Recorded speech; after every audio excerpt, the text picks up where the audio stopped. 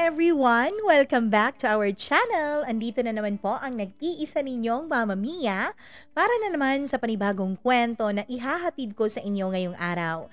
Kayo ba'y excited na sa kwento natin ngayon? Nako, medyo marami ang magtataas ng kilay, marami ang for sure mga violent reaction. Pero bago yan, nais ko munang magpasalamat sa lahat ng nag-comment, sa lahat ng nanood, and syempre lalong-lalo na yung mga hindi nag-skip ng ad. Ako, hello po sa inyong lahat. Thank you so much po. And syempre, sa abot ng makakaya ng inyong lingkod, kailangan kong basahin ang lahat ng ito. Hello po from Mati City, Davao Oriental. And syempre kay Zel Gonyo, maraming salamat. Glyza Bilbar, thank you very much. And sa lahat ng mga OFW natin dyan sa Malaysia, sa mga taga Davao City, Jenny Tan, thank you so much. Sa mga taga Kingdom of Saudi Arabia, sa mga taga South Korea, hello po sa inyo. Ayun, kapag wala raw yung asawa niya at nagtatrabaho, siya raw ay nanonood ng Dear Mama Mia. Thank you so much. Hello po sa mga taga Mabalacat, Pampanga. And syempre sa lahat po kay Sherwin Basabe, maraming salamat Sherwin. And of course kay Merchi, Riza Kagoya, thank you so much. Jeanette Ramos, pasensya na. Medyo yung mata. Nakasalamin na nga, pa rin. Hello po sa mga taga-Qatar. Thank you very much for watching. And sa lahat ng mga abangers araw-araw kay Manilyn Mandawe, thank you very much Clark. Joshua Tabalba, maraming salamat. And syempre, sa lahat ng mga nanood ng mga previous vlogs natin or previous stories natin, kung kayo po ay bago sa ating YouTube channel, kapag meron kayong oras, panoorin niyo po ang iba pa nating mga storya. Marami-rami na po yan.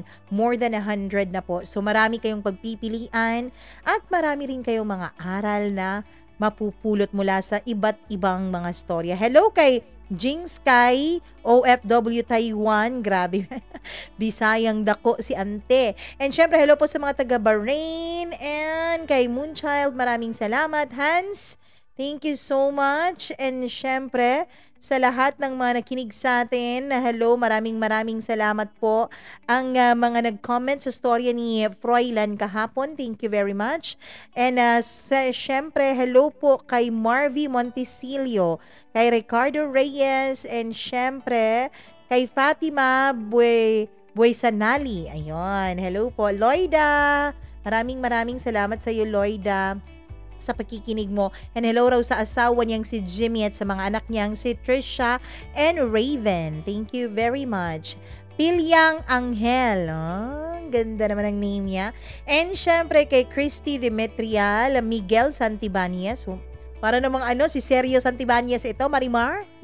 Ikaw ba yan? And syempre sa mga taga San Pedro, Laguna, sa mga taga Kuwait, maraming salamat. Jekams, thank you so much.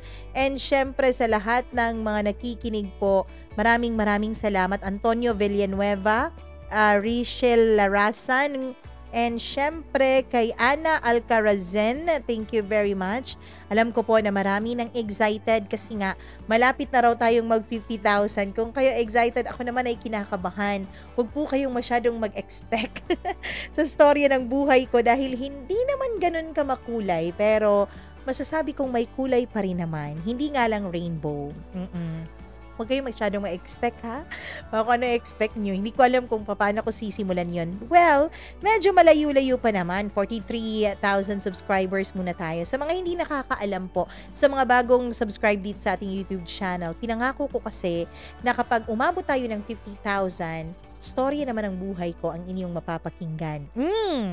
Pero bago yan, storya muna ni Kyle ang pakikinggan natin ngayong araw na ito. Kayo po ba, may mga nangyari po ba sa buhay ninyo na masasabi niyong para bang ito ang tinadhana para sa akin? Si Kyle kasi, isa po siyang lalaki, syempre Kyle. Pero nung kabataan niya, may mga choices siya at may mga inilahad sa kanyang mga pintuan ang tadhana na nung pinasok niya, ngayon ay parang hindi na siya makawala-wala. Exciting ba ang storya ni Kyle? Pakinggan na po natin ang kanyang storya dito lamang sa paborito ninyong programa, ang Dear Mama Mia.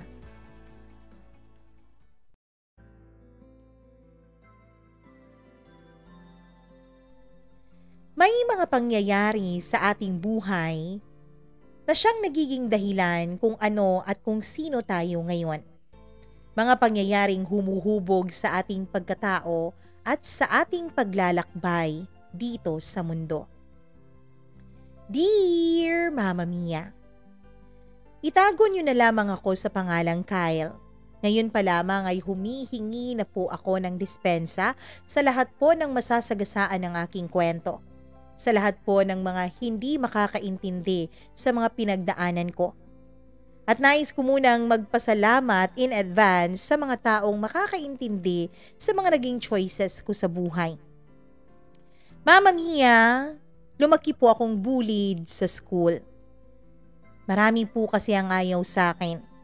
Bata pa lamang ako ay hindi na po ako kagwapuhan, patpatin pa at maliit na maliit ang katawan. Nung nag-grade 6 nga ako, Mama Mia, ay pinagkakamalan akong nasa grade 3 or grade 4 pa lamang. Dahil ang sabi nila ay bansot raw ako.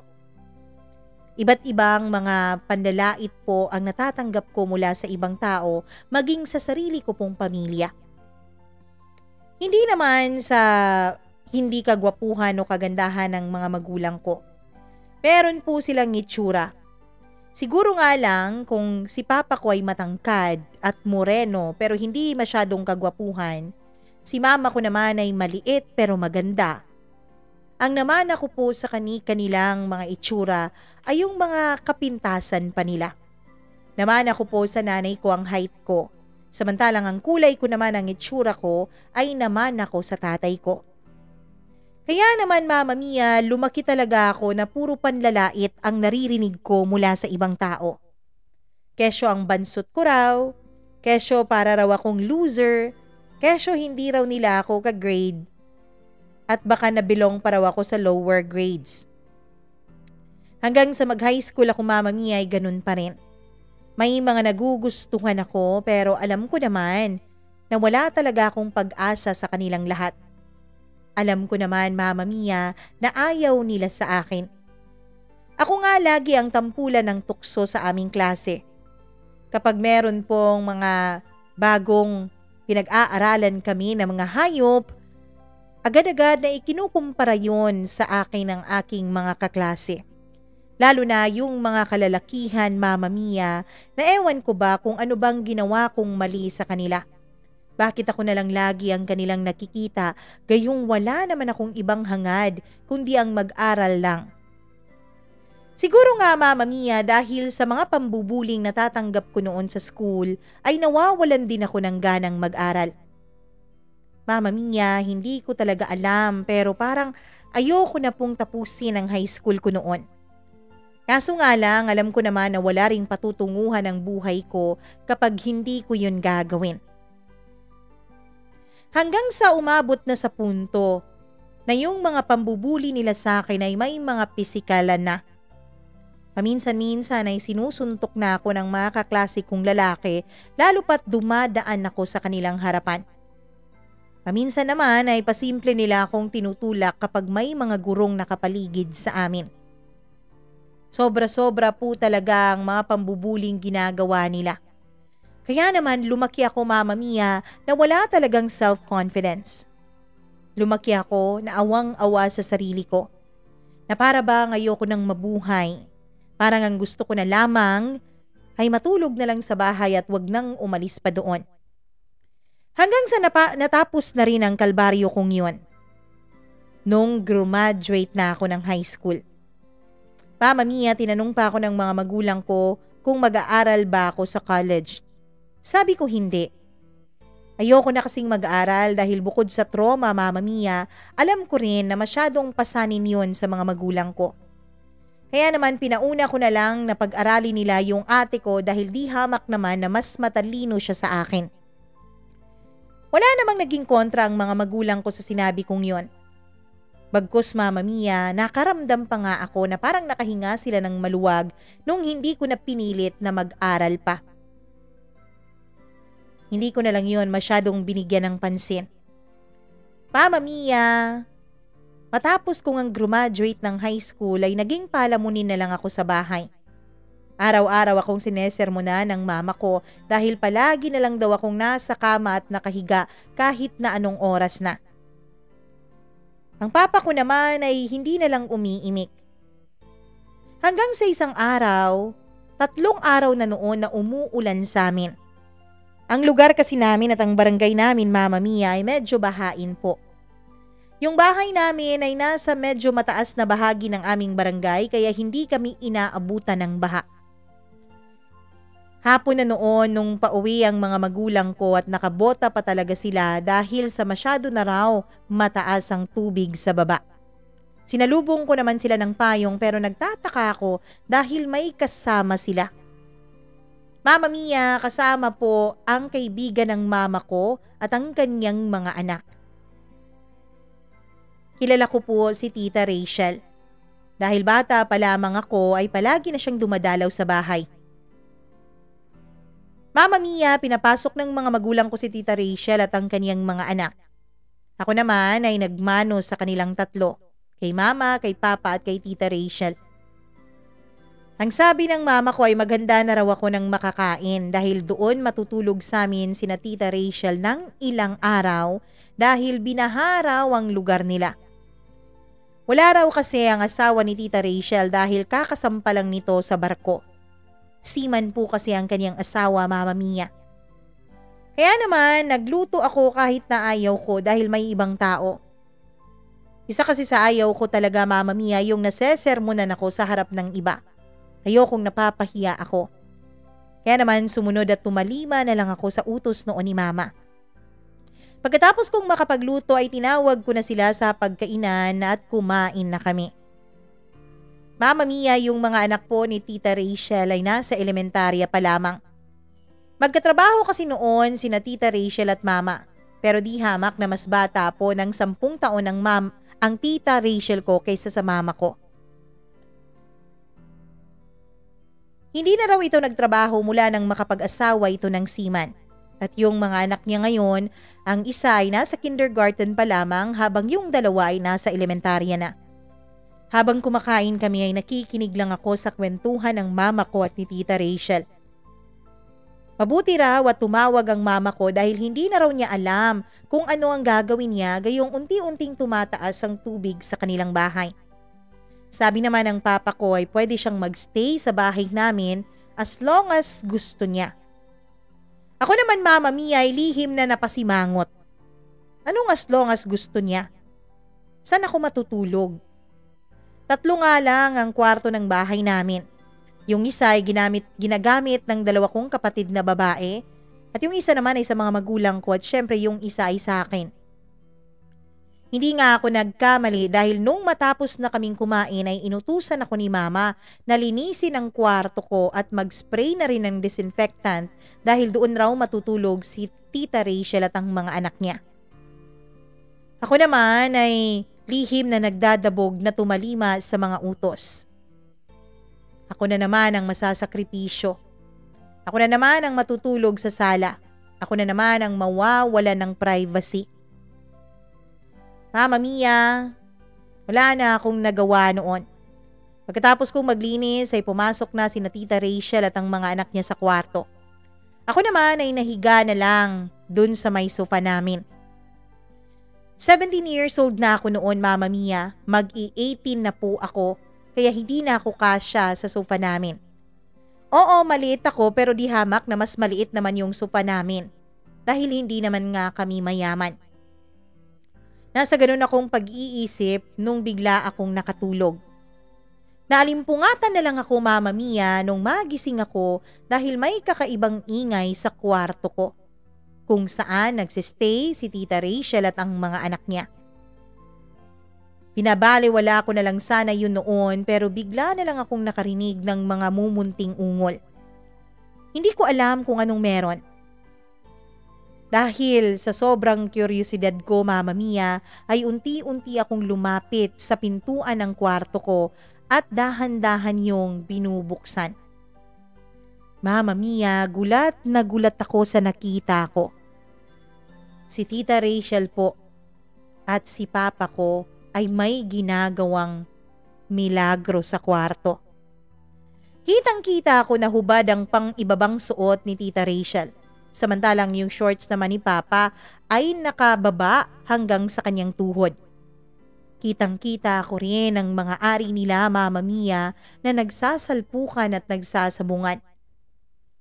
Hindi ko noon lubos maisip na magagawa yun ng Papa ko sa Mama ko. Pero ewan ko ba, Mama Mia, hindi ko po nagawang pigilan ang pangyayaring yon. Bagkus ay parang mas nag-init pa ang pakiramdam ko. Hindi naman ako bago sa mga bagay na yon, Mama Mia.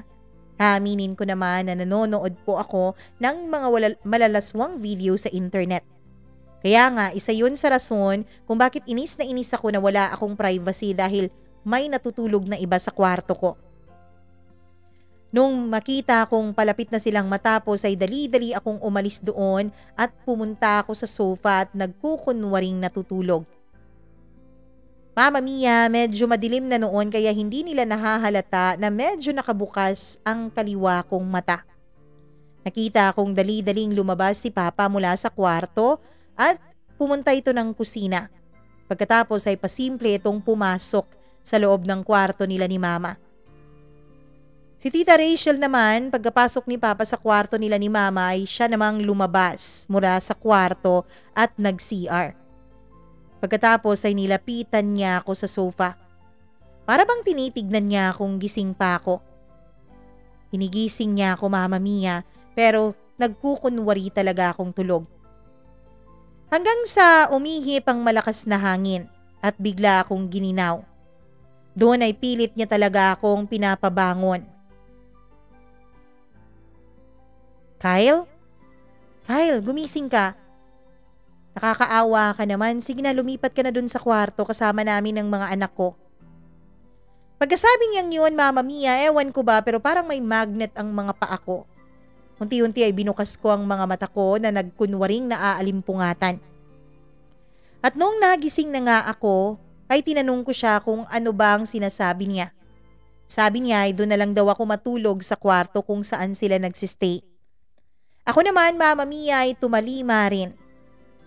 Pero habang nakahiga na ako at nakatalikod ako kay Tita Rachel, ay hindi po mawala-wala sa isip ko yung mga nasaksihan ko kani-kanina lamang. Hanggang sa naglililikot na ako, Mama Mia.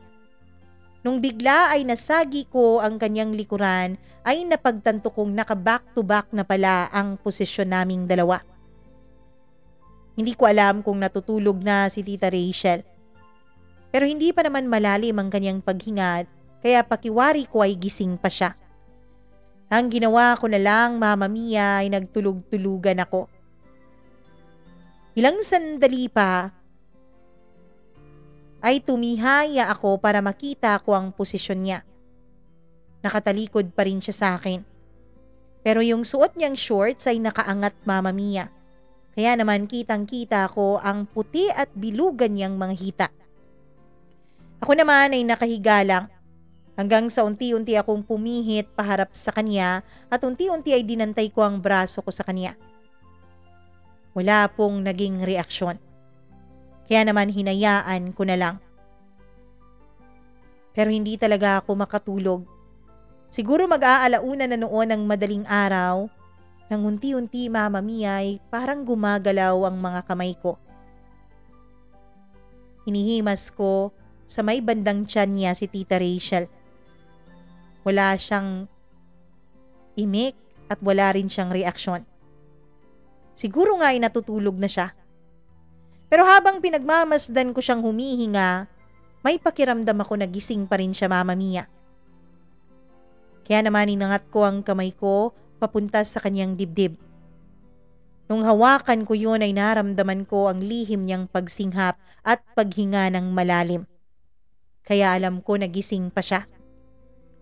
Ewan ko ba kung bakit hindi niya ako pinipigil. Dahil sa sobrang excitement ko, Mama Mia, ay hinawakan ko na ng tuluyan ang kanyang dibdib at hinaplos yon.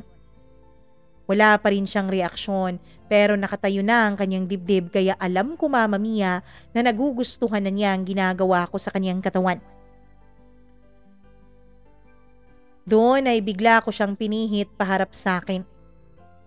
Tinignan niya ako at ang sabi niya ay wag ko daw ituloy ang binabalak ko. Dahil hindi raw yun po pwede at bata pa ako. Kaso nga lang, Mama Mia, hindi ko na napigilan ang sarili ko. Siniil ko na siya ng halik at pinagyayayapos ko ang kanyang mga dibdib. Pinaglakbay ko rin ang kaliwa kong kamay papunta sa kanyang hita hanggang sumentro na ako sa kanyang ari. Doon, Mama Mia, ay malaya ko yung hinahaplos. Ang kaninang pagtutol ni Tita Rachel ay unti-unti pong nawala. Unti-unti po siyang bumukaka hanggang sa tuluyan na rin siyang gumanti sa mga halik ko. Hanggang sa tuluyan na rin siya, Mama Mia, na hinahalikan ako ng mapupusok. Hindi ko alam kung anong nangyari pero nung madaling araw na yun ay pinagsaluhan namin ni Tita Rachel ang isang bagay na unang beses ko lamang natikman sa tanang buhay ko. Sabi ko nga sa iyo, Mama Mia, hindi po ako kagwapuhan at bullied po ako nung high school ako. Kaya wala pong babaeng pumapatol sa akin. Pero kakaiba ang babaeng pumatol sa akin, Mama Mia. Bukod sa magaling, ay maganda pa at sexy. Isang babaeng malayong malayo para sa akin. Kaso nga lang, siguro sinuwerte lang talaga ako nung panahon na yon. Hindi ko na naisip na katatapos lang pala nilang dalawa ng aking ama. Tapos ngayon ako naman ang gumagalaw sa kanya. Mama Mia, pagkatapos ng araw na yun, kapag may tsansa, ay gumagawa kami ng milagro ni Tita Rachel. Tuwing umaga, pumapasok po ang mga kapatid ko sa eskwela at ang mga magulang ko naman sa trabaho. Kaya kami lang ni Tita Rachel ang naiiwan at ang kaniyang mga anak. Ang ginagawa namin ay pinapanood namin ng TV ang mga anak niya habang kami naman ay gumagawa ng milagro sa kung saan saang sulok ng aming bahay. Hanggang sa matapos ang 3 araw na pananatili ni na Tita Rachel sa bahay namin. Umuwi na rin sila dahil humupa ng baha at tinulungan sila ng papa ko para lumipat at mag-ayos ng kanilang bahay na binaha. Naglinis sila doon. Pero alam ko, Mama Mia, na hindi lang paglilinis ang kanilang ginawa. Sabi ni Tita Rachel ay wala naman daw talaga silang relasyon ng papa ko. Ang meron lang daw sa kanila ay tikiman lang. Kumbaga, no strings attached. Lahat ng ginagawa nila ay pawang hanggang sex lamang daw. Pareho ng sa amin. Pero ang sabi ni Tita Rachel, Mama Mia, ay iba raw ako. Mas gusto niya raw ako kaysa sa papa ko. Ang sabi niya, bukod sa mas malaki talaga yung akin, ay mas magaling din daw ako. Hindi nga raw niya alam kung bakit ako magaling, gayong wala pa naman akong karanasan sa bagay na yon. Pero Mama Mia, nung lumipat na nga si Tita Rachel pabalik ng bahay nila, ay nagkaroon kami ng mas maraming pagkakataon para pagsaluhan ang ligayang dulot ng aming pagniniig. Araw-araw po ay pumupunta ako sa kanila. Parang nagsilbi ko pong training ground ang pakikipagtali ko kay Tita Rachel. Tumagal pa yon ng ilang buwan hanggang sa umuwi na ang kanyang asawa at natigil na ang lahat ng yon. At nung nawala na yon, Mama Mia, ay hinahanap-hanap po yun ang katawan ko. Kaya naman para wag akong mabagot sa bahay ay nagdesisyon akong maghanap ng trabaho. Nakapasok ako bilang delivery rider sa isa pong fast food chain. Masaya naman ako sa trabaho ko. Iba't ibang tao ang nakakasalamuha ko araw-araw. Mama Mia, dito rin sa trabaho ko ay nakilala ko ang manager ko na si Ma'am Elise. Ewan ko ba, Mama Mia, pero isang gabi habang malakas ang ulan ay ako na lang po ang naiwan sa store at si Ma'am Elise. Ang sabi niya ay ako na lang daw ang mag-close at aantayin na lang daw niya ang boyfriend niya sa labas. Pero siguro dahil sa malakas ang ulan at nagmomotor lang din ang kanyang boyfriend ay hindi ito agad nakasundo sa kanya. Mama Mia, habang naghihintay kami sa labas ay nagkwakwentuhan kaming dalawa. Ewan ko ba pero naglakas loob akong magtanong tungkol sa sex life nilang dalawa.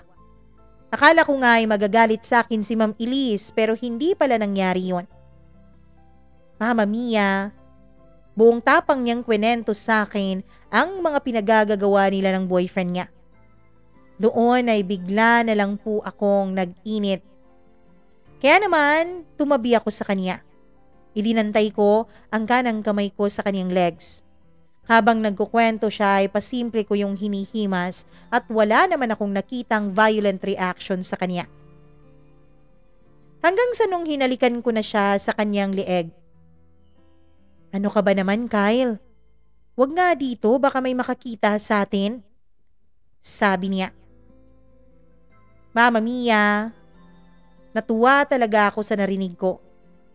Hindi niya ako pinapatigil dahil ayaw niya.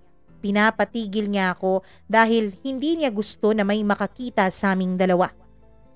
Kaya naman hinila ko siya papasok ulit ng store. Alam ko kasi Mama Mia na sira ang CCTV nung mga panahon na yun kaya walang makakaalam kung ano man ang gagawin namin sa loob. Mama Mia, nung nakapasok na kami ay agad ko siyang siniil ng halik. Gumanti rin naman siya ng halik sa akin. Doon ay nagkaroon ng katuparan muli ang hinahangad ng aking nagiinit na katawan sa pamamagitan ni Ma'am Elise.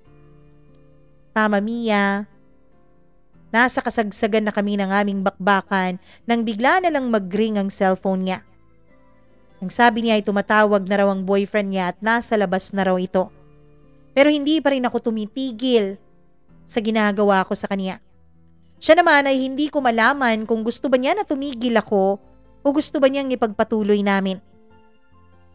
Dahil kahit sinasabi ng bibig niya na tama na ay umuungol rin naman siya Mama Mia at gumaganti sa lahat ng aking ginagawa. Kaya naman sabi ko tawagan na lang niya yung boyfriend niya. Habang nag-uusap silang dalawa, ako naman ay panay ang pagkalikot sa kaniyang buong katawan. Kitang-kita ko kung paano siya nagpigil ng ungol niya dahil ayaw niyang mahalata ng kanyang boyfriend. Ako naman Mama Mia ay mas lalo pa akong nag-init nung mga tagpong yun. Hanggang sa matapos na nga kami at nag-ayos na siya at umalis. Ako naman ay hindi agad umalis para wag magduda ang boyfriend niya. Ang sabi ni Ma'am Elise, siya na lang daw ang tao sa loob, kaya naman nag-antay na lang ito sa labas. Nung makaalis na sila ay pinalipas ko pa ang 2 minuto bago ako lumabas at umalis na rin at umuwi. Mama Mia, alam ko po, nakakaiba ang mga adventure ko pagdating sa bagay na yon. Mga babaeng wala naman akong koneksyon at wala naman akong relasyon. Pangalawa na si Ma'am Elise sa naging babae sa buhay ko. At hindi po doon natigil ang lahat. Ilang beses pa po na may mga babae o kapitbahay namin na kapag may pagkakataon ay may nangyayari sa amin. Hindi ko na naisip kung paano pa ako dumating sa puntong yon. Basta ang sa akin Mama Mia ay nag-e-enjoy po ako sa bawat pagkakataon na may ginagalaw akong babae. Lalo pat dumarami ang babaeng koleksyon ko Mama Mia, pakiramdam ko talaga ay gumagwapo ako. Hindi naman sa pagmamayabang pero lahat po ng babaeng nakakasiping ko ay hindi po nakokontento ng isa lang. Lahat po sila Mama Mia pagkatapos na mapagbigyan ko sa kama ay hinahanap-hanap nila ako kaagad. Ang sabi kasi nila ay magaling raw talaga ako. Likas ko yung talento at hindi raw pang average size yung sa akin. Hindi ko naman alam na malaki pala talaga yung sa akin. Ang sabi nila patpatin lang daw ako sa panlabas na anyo pero kapag nahubaran na ay doon mo makikita ang tunay kong halaga. Nung mga panahon na yun Mama Mia, ang naiisip ko talaga ay napakaswerte ko. Hindi nga ako kagwapuhan, lagi nga akong binubuli. Pero heto ako ngayon. pinag-aagawan at hinahanap-hanap ng mga babaeng nakatikim na sa aking alindog. Hindi ko lubos maisip na mangyayari sa akin ang mga bagay na ito. Pero ngayong nandito na ay hindi ko naman pinagsisisihan ng lahat. Mama Mia, nagpatuloy po ako sa pagtatrabaho ko kahit pagod na ako. Hanggang isang araw ay pumayag ako na sumama sa mga kasamahan ko sa trabaho na mag-inom. At nung nakainom na nga ako, Mama Mia, ay may mga babaeng lumapit sa amin. Ang isang babaeng doon ay maikli ang buhok na para bang boycut. Pero red lipstick naman siya. Pagkatapos, Mama Mia, ay meron po siyang malaki at makapal na salamin. Napakaganda niya sa kanyang ayos.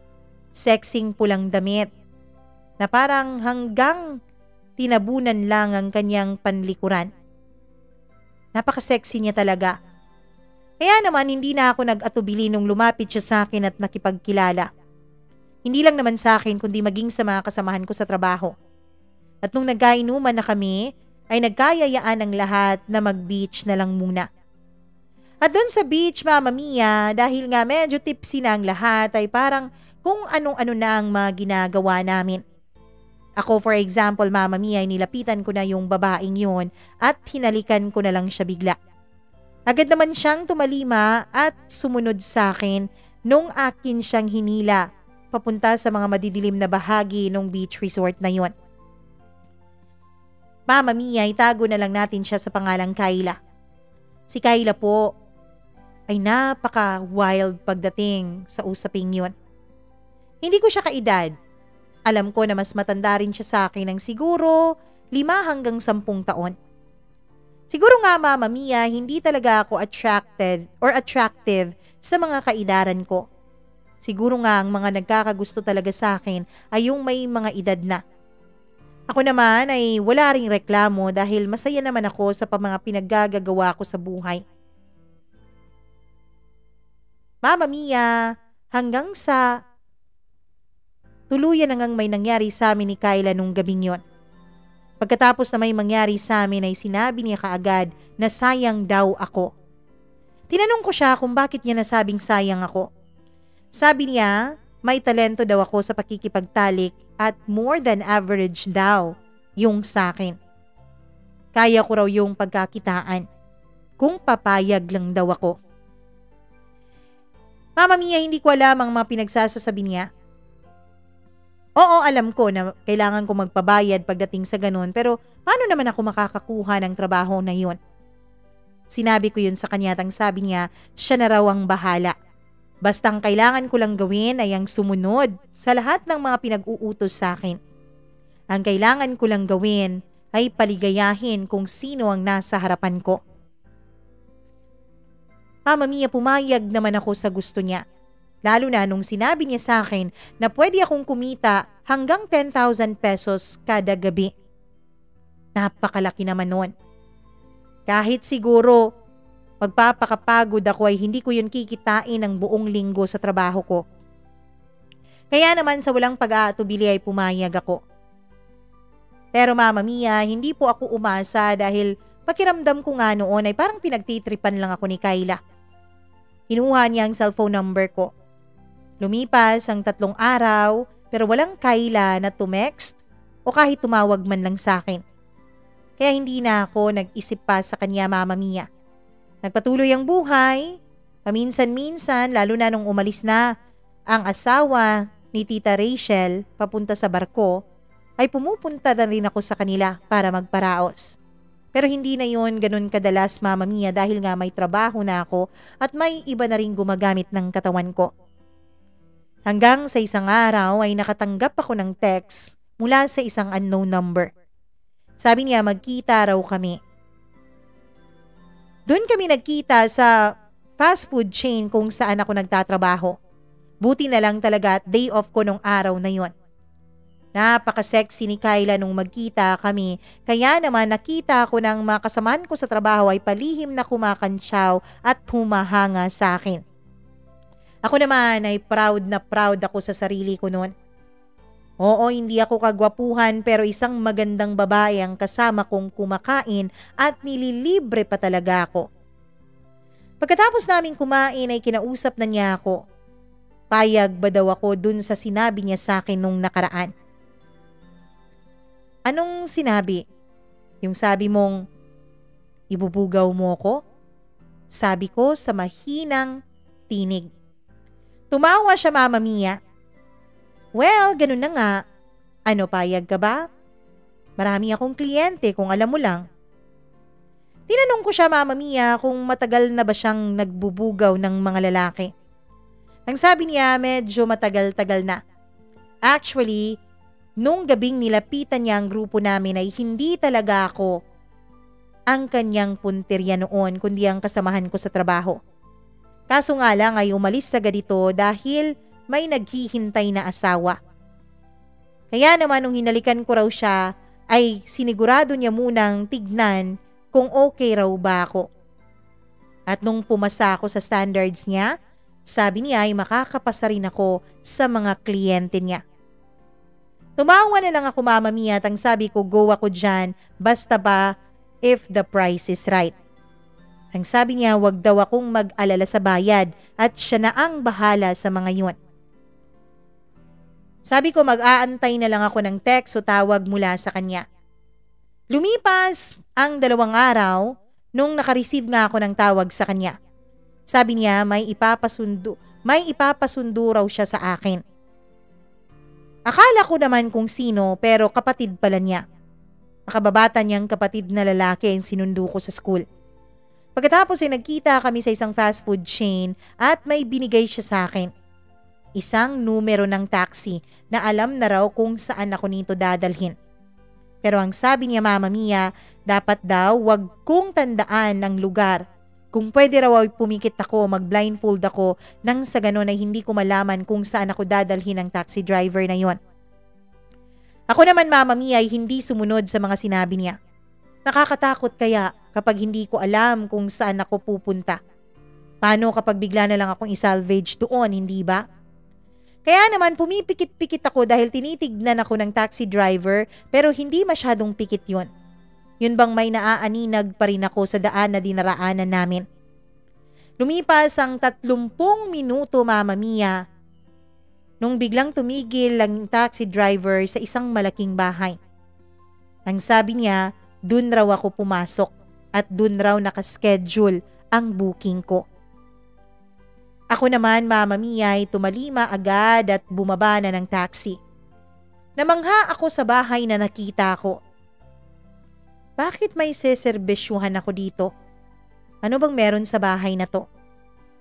Pagka-doorbell ko pa lamang ay lumabas na ang isang babaeng napaka-sexy at napakaganda. Pinapasok niya ako. Pagkapasok ko sa bahay nila ay nakita ko ang isang napakalaking wedding picture. Yung babaeng yun ang bride at saka may isang matandang lalaki na sa tansya ko ay papasa ng tatay niya o lolo niya. Nung mapansin niyang tinitignan ko ang picture na yun ay tumawa siya. O, nagets mo na kung bakit kailangan ko ang serbisyo mo? Po? Sabi ko. Alam mo kasi, hindi ako napapaligaya ng matandang yan. Pero kailangan ko siyang pakisamahan. Dahil alam mo na, babalik ako sa lusak kapag hindi ko siya pinakisamahan ng maayos. Kaya ngayong wala siya at nasa business trip, kailangan ko ring aliwin ang sarili ko. Kailangan ko ring maramdaman ang sarap na hindi niya kayang iparamdam sa akin. Sabi nito. O ano, ready ka na ba? Halika na. Pagkasabi niya yun ay hinawakan niya ang kamay ko at hinila niya ako papasok sa isang kwarto. Napakalaki ng kwartong yun na sa tansya ko ay kwarto nilang mag-asawa dahil may mga pictures din nila doon. Pwede bang huwag tayong humarap sa mga pictures? Nakakaasiwa eh. Sabi ko. Naku, huwag kang mag-alala. Hindi ka naman kabit eh. Bayad ka naman kaya gawin mo ang trabaho mo. Pagkasabi niyang yun, Mama Mia, ay naghubad na lang siya bigla. Pagkatapos ay humiga siya sa kama at bumukaka. O, ano pang hinihintay mo? Halika na. Magtrabaho ka na dahil bayad ko bawat oras mo. Pagkasabi niyang yun ay ako naman ang naghubad at sumunod sa kanya sa kama. Doon nga Mama Mia ay nagbakbakan nga kaming dalawa. Bata pa siya. Hindi man kasing bata ako, pero ramdam ko na nasa early 30s pa siya. At yung matandang yun ay parang nasa almost 70 na siguro. Pagkatapos naming dalawa ay pinuri niya ako. Nang sabi niya ang galing-galing ko raw. Pagkatapos ay kumuha siya ng isang envelope mula sa tokador na malapit sa kanyang kama. Ibinigay niya yun sa akin. O ayan, may pasobra yan ha. Kasi nga rinig ko mula kay Kayla na magaling ka raw. Hindi naman siya nagkamali. Napakagaling mo nga. Sa susunod ulit ha. Pagkalabas mo ay lock mo na lang yung gate. Siya nga pala, tawagan mo si Kayla para masundo ka ulit ng taxi driver na naghatid sa'yo dito kanina. Sabi niya sa akin. Nung makaalis siya Mama Mia ay kinuha ko ang envelope at binilang ko yon. Tumataginting na 8,000 pesos po ang laman ng envelope na yon. 8,000 pesos. Hinita ko sa ilang oras lamang. Mama Mia, doon ay napagtanto kong dito ang gusto kong buhay. Eto, yung nagpapakasarap ka lang, yung hindi ka nagpapakapagod at hindi ka nagpapainit dahil sa pagde-deliver mo ng kung ano-anong pagkain. Yung walang nagagalit sa'yo, yung pagkatapos ay pupurihin pa ang galing mo. Mama Mia, doon ay nagdesisyon akong mag-resign na sa trabaho ko. Dahil ang gusto ko na lang ay mag-focus sa pinagagagawa sa akin ni Kayla. Nung mag-resign nga ako, ay pinilit pa ako ni Ma'am Elise na wag ko muna daw siyang iwan dahil kukonti lang daw ang rider niya sa store na yon. Pero alam ko naman talaga ang totoong dahilan kung bakit kinukumbinsin niya ako Mama Mia na wag na munang umalis. Alam ko kasi na gusto ni Ma'am Elise na patuloy na may mangyayari sa amin. Oo, Mama Mia. Hindi po isang beses lang na may nangyari sa amin ni Ma'am Elise, kundi maraming beses rin. Pero ngayon, hindi na po libre ang serbisyo ko. Lahat po ay may bayad na. At kung hindi niya ako kayang bayaran, ay hindi ko naman siya kailangan. Marami naman dyan na willing na magbayad sa akin. At hindi nga ako nagkamali. Dahil isang araw lang matapos ang una kong booking, ay nagkaroon agad ako ng panibagong booking. This time naman ay isang matrona na byuda na po at wala ng asawa. Binigay ko talaga lahat ng kaya ko para maiparamdam ko doon sa matrona na hindi siya nagkamali na ako ang piliin niya. Sa pangalawang pagkakataon ay nakareceive ako ng maganda-gandang kita. Mas malaki talaga magbigay ang matrona Mama Mia. May kasali pa yung mamahaling relo. Ang sabi niya sa asawa niya raw yun pero hindi na raw niya magagamit dahil patay na ito. Kaya sa akin na lang daw. Kahit na nung una ay medyo nag-aalinlangan ako dahil patay na ang may-ari ng relong suot-suot ko. Pero nung makita ako sa isang website kung gaano yun kamahal ay nawala lahat ng takot ko. Wala na akong pakialam sa multo. Basta meron akong mamahaling relo. Mama Mia, paulit-ulit pa po na meron akong nagiging booking. Tinatawagan na nga ako ni Tita Rachel dahil hindi na raw ako dumadalaw sa bahay nila pero nagdahilan na lang ako na busy na ako sa trabaho. Na ayoko nang may mangyari ulit sa aming dalawa dahil nakokonsensya na ako sa asawa niya. Pero hindi naman yon ang katotohanan. Ang katotohanan Mama Mia ay wala na talaga akong energy para sa kanya.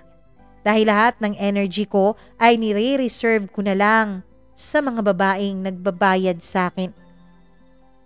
Alam mo ba Mama Mia na iba't ibang klase ng babae po ang nakasiping ko.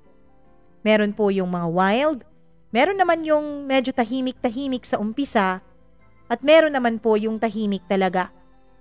Meron pa nga po akong nakasiping na isang babaeng lesbian daw ang tingin niya sa sarili niya. Pero kailangan daw muna niya yung mapatunayan. Kaya siya nag-hire ng katulad kong callboy. Nung natapos kaming dalawa ay tinanong ko siya kung gusto pa ba niyang maging lesbiana. Tumawa siya Mama Mia at napatunayan daw niya na hindi talaga siya lesbiana kundi confused lamang. dahil lubhang nag-enjoy daw siya sa session naming dalawa. Mama Mia, meron pa po na dala-dalawa ang nagbubook sa akin sa iisang araw. Kaya naman nakakapagod talaga. Pero kapag nakikita ko naman ang bunga ng aking mga pinaghirapan, ay nawawala po ang pagod ko.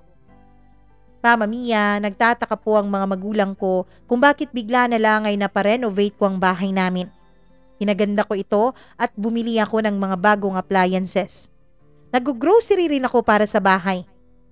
Punong-puno po lagi ang ref namin dahil sa akin. Nagtataka na ang mga magulang ko kung saan raw ba ako nagtatrabaho. Ang sabi ko ay sa online. Dahil nga gamer ako, sabi ko ay may kumukuha sa akin para maglaro online tapos binabayaran ako. Noong umpisa ay medyo nagdududa pa sila. Pero kalaunan ay siguro tinanggap na lang nila ang naging paliwanag ko para wala nang masyadong usapan pa. Na-enjoy ng buo kong pamilya ang bunga ng aking pagpapakahirap at pagpapakasarap. Kaya naman wala po talaga akong konsensya nung mga panahon na yun. Ang gusto ko lang talaga, Mama Mia, ay magpatuloy sa ganitong gawain. Hanggang sa isang araw ay tinanong ako ni Kyla kung kaya ko raw ba na pagsabayin ang dalawa. Ano? Threesome? Ako naman, Kyla, baka hindi ko kayanin yan. Mama Mia, may inabot siya sa akin na gamot. Ang sabi niya, pampatagal raw yun sa kama. Kaya sigurado raw siya na kayang-kaya ko ang mga ibibigay na challenge sa akin. Ako naman, dahil nung sinabi niya na halos triple ang bayad, ay naging dollar sign po agad ang mga mata ko. Nakalimutan ko na agad yung reklamo ko kanina na baka hindi ko kayanin. At sinabi ko sa sarili ko na kakayanin ko, Mama Mia. Alam mo ba kung ano ang weird, Mama Mia? Nung pumunta ako sa bahay na sinabi ni Kyla, ay magkapatid po ang gumamit ng sabay sa katawan ko. Hindi ko alam kung anong trip ng mga taong to. Bakit na magkapatid? Sabay na nagpapaligaya sa isang lalaki. Pero wala ako sa posisyon para questionin ang mga bagay na ginagawa nila. Ang kailangan ko lang gawin noon ay ang trabaho ko, pagkatapos kunin ang bayad, pagkatapos umalis na at magpakasasa na sa perang kinita ko. Pero Mama Mia, yung gamot na binigay sa akin ni Kyla ay napaka-effective naman talaga. Tumagal po ako. Nasatisfy ko po yung dalawang magkapatid, kaya naman satisfied din ako sa bayad nila. Nung muli kaming magkita ni Kyla, ay nagtalik kaming dalawa. Dahil nga hindi pa ako nakontento dahil kakaiba talaga ang gamot na yon. Ang sabi niya sa akin ay yun na lang daw ang gamitin ko nang sa ganun ay makarami ako sa araw-araw. Hindi na ako nag-isip pa at pumayag ako, Mama Mia. Nagpabili ako sa kanya ng gamot na yon. Ang sabi ko ay i-book niya ako sa hanggang 3 kliyente sa isang araw. Kakayanin ko yon. Doon nga, Mama Mia, unti-unti ay mas lalong dumami ang pera ko. Nakapag-ipon ako, nakakuha ng insurance, at syempre, nakapag-invest na rin ng paunti-unti. Hindi ko alam, pero Mama Mia, masayang masaya ako dahil hindi ako nag-aral ng college. Dahil kung siguro ay nag-aral ako, baka hindi ito mangyayari. Kung siguro o nag-aral ako, Mama Mia, baka hindi ko po matuklasan ang ganitong uri ng trabaho. Ang trabaho kung saan walang kahirap-hirap ang pera. Tulad nga ng hiningi ko kay Kyla, ay mas binook na niya ako sa mas marami-rami pang kliyente. Yung mga iba po, Mama Mia, ay mga repeat clients na. Kaya naman, sabi talaga ni Kyla ay magaling talaga ako. Bihira lang daw ang magkakaroon ng mga repeat clients, lalo na kapag bata pa yung kliyente niya. Yung mga nagre-repeat clients daw kasi ay yung mga matrona na mga malulungkot. Yung mga may nakakausap, kaya hindi lang talaga tungkol sa sex ang naging booking nila, kundi tungkol na rin sa pakikipag-usap at pakikinig sa kanilang mga problema. Well, ako, Mama Mia, wala po akong panahon sa ganun. Ang may offer ko lang po talaga ay ang serbisyo ko sa kama. Yun lang at wala nang iba pa. Mama Mia, hindi ko alam. Yun palang paggamit ko ng gamot na yun at yung pag-abuso ko sa katawan ko ay unti-unti pa lang nagkakaroon ng epekto sa aking kalusugan. Alam mo ba, Mama Mia, na umabot pa sa punto na hindi na lang babae ang sinisipingan ko. Oo, meron pong mga lalaki. Yung mga kloseta kung tawagin. Yung mga pamin. Yung sa labas ay manager ng bangko, manager ng kung saan-saang kumpanya, malaki ang posisyon, politiko, brusko. Pero pagdating pala sa kama, ay gusto pala nilang itrato silang babae. Oo, Mama Mia, meron po akong nakikliyenteng ganon. At isa po sa pinaka-weird na kliyente ko ay mag-asawa. Hindi ko alam kung anong nangyari sa kanila, kung bakit sila nagdesisyon ng ganon. Nung una ay nakamaskara pa talaga silang dalawa para wag ko raw silang makilala. Pero nung mag-enjoy na kaming tatlo ay tinanggal na rin nila ang kanilang maskara. Hindi ko naman talaga sila kilala.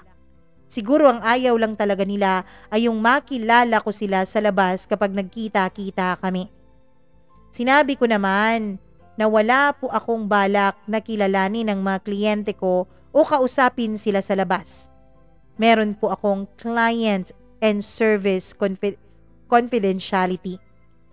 Kaya naman makakaasa sila na lahat ng nalalaman ko tungkol sa kanila, maging ang kanilang pagkakakilanlan ay sikreto sa akin. Lumipas po ang 4 na buwan, Mama Mia, na halos ay nakakatatlong booking ako sa isang araw. Kapag medyo matumal ay meron talaga akong isa. Walang pahinga ang katawan ko, maging ang ari ko. Hanggang sa isang araw, Mama Mia, ay nabigla na lang ako nung hindi na po tumayo ang aking pagkalalaki. Uminom ako nung gamot, hindi lang isa kundi 2. Baka sakaling matulungan ako nito. Pero wala po talaga, Mama Mia. Hindi po talaga siya tumayo. Ako ay parang nahihiya na noon sa kliyente ko. Ang sabi ko ay masyado lang akong stress.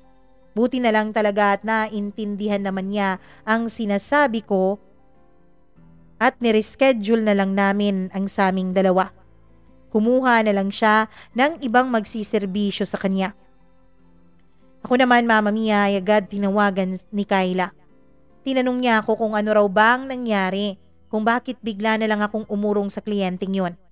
Malaki pa naman daw yun magbigay. Sinabi ko sa kanya ang problema ko. Pagkasabi ko noon, Mama Mia, ay bigla na lang niyang binaba ang tawag.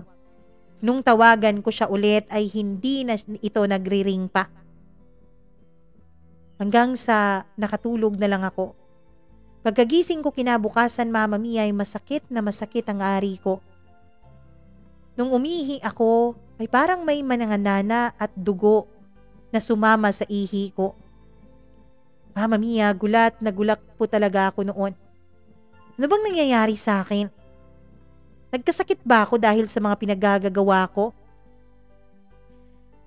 Kung ano-anong research ang ginawa ko, Mama Mia, para lang mabigyan ng lunas ang karamdaman ko. Pero kahit na anong i-advise na nandoon sa internet ay hindi po talaga nakatulong sa akin. Pumunta na rin ako sa pharmacy pero ang sabi nila ay kailangan ko raw munang magpa-check up sa doktor. Nahihiya ako, Mama Mia. Ano ang sasabihin ko sa doktor? Pero dahil sumasakit talaga siya lalo sa bawat araw na lumilipas, ay pumunta na po ako sa isang malayong ospital mula sa amin. Nang sa ganun ay walang makakita sa akin. Mama Mia, kumonsulta nga ako sa isang doktor. At tama nga, may sakit ako. May HIV ako, Mama Mia. Hindi ko alam kung kanino ko yun nakuha. Hindi ko rin alam kung kanino ko pa yun naipasa. Mama Mia, marami pa naman sa kliyente ko ang ayaw gumamit ng kondom. Kaya natatakot talaga ako baka may nahawa ako sa kanila. Tinawagan ko si Kyla dahil siya lang naman ang may contact sa mga kliyente ko. Ako naman ay walang personal na contact sa kanila at tanging si Kayla lang ang nagbubuk sa akin. Pero Mama Mia, hindi na po nagre-ring ang cellphone number ni Kayla. Ako talaga ay parang takot na takot nung mga panahon na yon. Ang sabi naman ng doktor ay pwede naman daw i-manage ang sakit ko. Kaya yun ang ginawa ko, Mama Mia. Masyado pong mahal ang mga gamot para sa sakit ko. Kaya naman yung naipon ko ay unti-unti ring nauubos. Hanggang sa isang araw, habang nasa mall ako, Mama Mia, ay may isang babaeng lumapit sa akin at bigla na lang akong sinampal. Ikaw ang humawa sa akin. Nung tinitigan kong mabuti ang babae ay pamilyar po siya sa akin. Pero hindi ko na maalala kung saan ko siya nakilala. Pero sa tansya ko, Mama Mia, ay isa po siya sa mga naging kliyente ko noon. Hindi ko na kasi maaalala pa lahat dahil sa dami nila. Mama Mia, hinila ko yung babae at humingi ako ng tawad sa kanya. Sinabi ko hindi ko rin alam kung saan ko nakuha ang sakit ko. Maging ako ay wala ring kaalam-alam. Hanggang sa tinanong niya ako kung nakikipagsiping raw ba ako kay Kayla. Doon ay nagtaka ako pero sumagot ako ng oo. Nako, hindi mo ba alam? Yung babaeng yun? Hindi mo ba naiintindihan? Na sa ganda ng babaeng yun, may sakit yun. Doon ka nahawa sa kanya. Pagkasabi niya noon, Mama Mia, ay para bang pinagbagsakan ako ng buong mundo. Dahil sa kalikutan ko, dahil sa addiction kong to, ay nagkaroon ako ng sakit at nakahawa pa ako. Hindi ko nga lang alam, Mama Mia, kung ilan ba sa mga kliyente ko ang nahawa ko. Buti na lang at nadaan ko sa pakiusap yung babae. Pero umiyak siya sa akin. Dahil ang sabi niya ay iniwan raw siya ng asawa niya nung malaman nito ang sakit niya. Pinagsisihan raw niya talaga yung kaisa-isang beses na gumamit siya ng bayarang lalaki. Kinumbinsi raw talaga siya ni Kayla noon para raw magkaroon siya ng sapat na experience para mapaligaya sa kama ang kanyang asawa. Pero maling-mali pala raw ang ginawa niya. Dahil sa ginawa niya ay tuluyan na silang nagkahiwalay ng kanyang mister. Nawa ako dun sa babae. Alam kong biktima lang siya ng matatamis na dila ni Kayla. Ako naman, Mama Mia, hindi ko rin masabi na biktima talaga ako. Dahil ang totoo ay ginusto ko naman ang mga nangyaring yon. Sa ngayon po ay alam na ng mga magulang ko ang naging trabaho ko. Nung una ay labis na umiyak ang nanay ko, Mama Mia. Ang tatay ko naman ay labis na nagalit. Pinakain ko raw siya nang mula sa malaswang bagay na ginagawa ko. Humingi ako ng tawad sa mga magulang ko at sinabi ko sa kanilang naging sakit ko. Buti na lang talaga at hindi nila ako itinakwil. Ngayon, Mama Mia, ay nag-uumpisa po ako ng panibagong buhay. May negosyo po ako ng kainan. Maliit lamang, parang karinderya lang pero nakakaraos naman sa araw-araw. Meron pa rin naman akong natitira na konting ipon, Mama Mia. Hindi ko alam kung karma bang matatawag ang nangyaring ito sa akin. Siguro nga oo.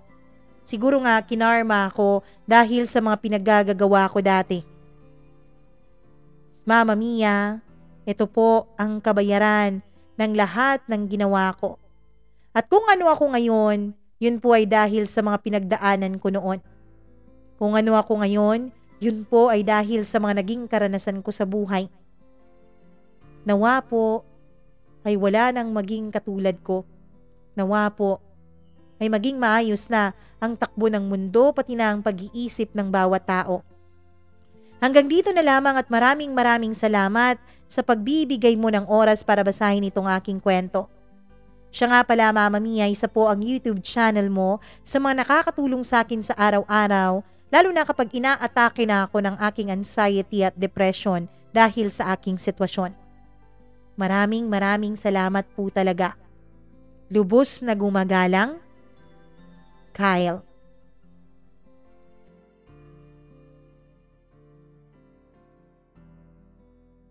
Lahat talaga ng ating aksyon ay meron talagang consequence. Kyle, buti na lang at nalaman mo ng mas maaga ang tungkol sa sakit mo. Namamanage naman po ang HIV.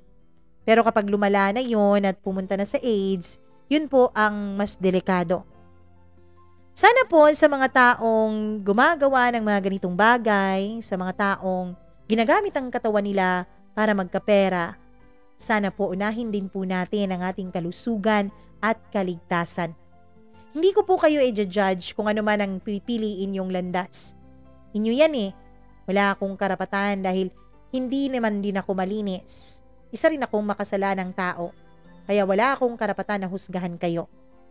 Pero, ang maipapayo ko lamang, kapag gumagawa kayo ng mga ganoong klasing bagay, nawa ay pag-isipan nyo ng mabuti at unahin lagi ang kalusugan at kaligtasan. Nang sa ganoon ay maging ligtas ka, maging ang mga kliyente mo sa hinaharap.